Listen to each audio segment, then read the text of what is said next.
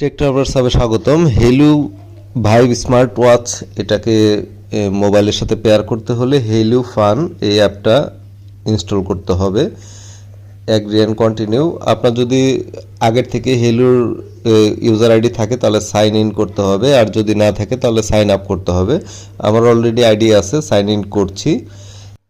প্রথমে রিজিয়ন বাংলাদেশ থেকে বাংলাদেশ সিলেক্ট করতেছি। বাংলাদেশ সিলেক্ট করার পরে নেক্সট স্টেপ এখানে ক্লিক করতে হবে। নেক্সট স্টেপে ক্লিক করলাম। এখন এখানে ইউজার আইডি আর পাসওয়ার্ড দিয়ে লগ ইন করলাম। লগ ইন করার পরে এই লোকেশন পারমিশন চাচ্ছে, তো লোকেশন পারমিশনটা অ্যালাউ করে দিলাম। ডান পাশের প্লাস আইকনে ক্লিক করে অ্যাড ডিভাইসে ক্লিক করবেন। এখানে ব্লুটুথ পারমিশন চাচ্ছে, সেটিংস থেকে ব্লুটুথ পারমিশন দিয়ে দিবেন। দেওয়ার পরে এখানে দেখেন ঘড়িগুলো দেখাচ্ছে। আমার ঘড়িটা পায়োনিয়ারের সাথে মিল, তো পায়োনিয়ার সিলেক্ট করলাম। এখানে দেখেন হেলিউ ভাইব নাম আসছে। টার্ন অন পারমিশন চাচ্ছে ব্লুটুথের স্ক্যানিং পারমিশন, টার্ন অন করে দিচ্ছি। অ্যালাউ দিচ্ছি যেন হেলিউ ফান খুঁজে পায়।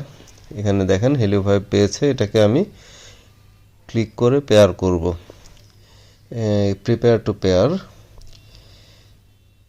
এখন দেখেন এখানে ঘড়িতে টিক দিতে বলতেছে।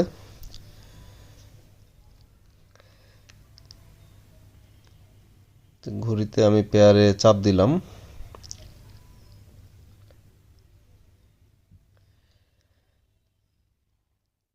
ব্লুটুথ পেয়ারিং রিকোয়েস্ট, পেয়ার হয়ে গেল। Pair successful, continue. এভাবে পেয়ার করতে হয়। ওয়েদার অ্যালাউ করে দিচ্ছি। অ্যাপ নোটিফিকেশনটা আপাতত আমি স্কিপ করে দিচ্ছি। এখানে পরে আপনি চাইলে সেটিংস থেকে অ্যালাউ করতে পারবেন। Applying settings to watch. আচ্ছা, সেটিংসগুলো অ্যাপ্লাই করা হচ্ছে।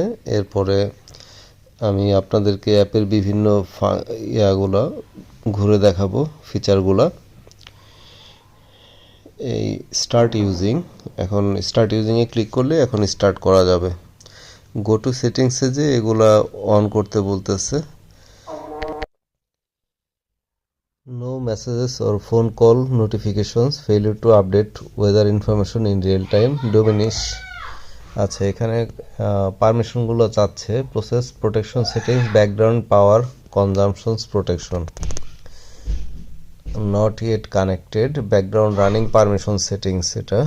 তো এখানে গো টু সেটিংসে যেতে বলতেছে, গো টু সেটিংস থেকে চেঞ্জ করতে বলতেছে। আমি আপাতত করছি না, আপাতত দেখেন এখানে দেখাচ্ছি যে ফিচারগুলো আছে। Weight, SpO2, women health. তো এখানে যেহেতু ছেলেদের জন্য এটা দরকার নেই, এটা আমি হাইড কার্ড করে দিচ্ছি।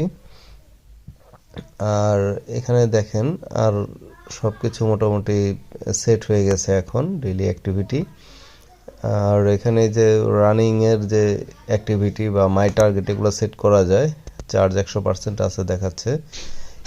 ওয়াচ ভার্সন আপডেট করতে বলতেছে, তো আমি আপডেটটা করে ফেলতেছি। অবশ্যই ঘড়িটা আপডেটের সময় যেন ফুল চার্জ থাকে বা বেশি চার্জ থাকে, এটা খেয়াল রাখবেন। আপডেটের সময় ফোন আর ঘড়ি বন্ধ হয়ে গেলে সেক্ষেত্রে সমস্যা হতে পারে।